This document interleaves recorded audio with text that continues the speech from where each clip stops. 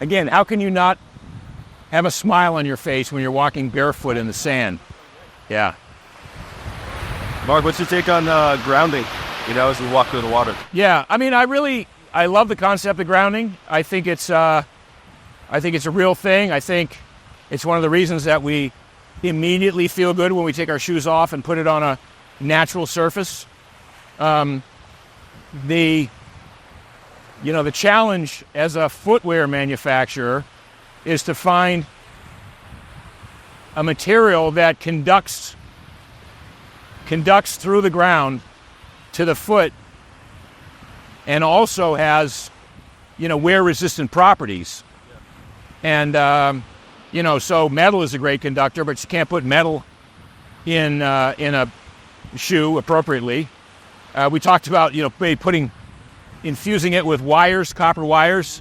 But again, the wires, when they wear down, you're going to tear up your carpet when you get home, So we're still looking at that because I think grounding is a real thing, and I'm very interested in pursuing that.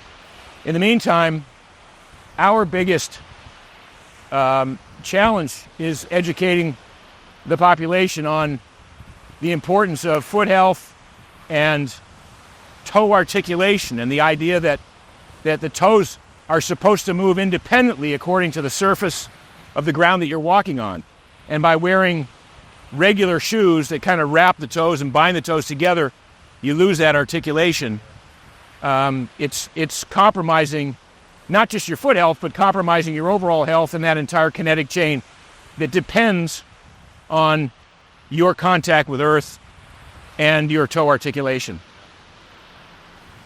Like if you were to sprint down the beach right now, and you went back and looked at your footprints, your feet would be at the widest when you push off on that sprint. If you go back and look at you'll see that your feet would have splayed outwardly on the sprint in a dramatic fashion.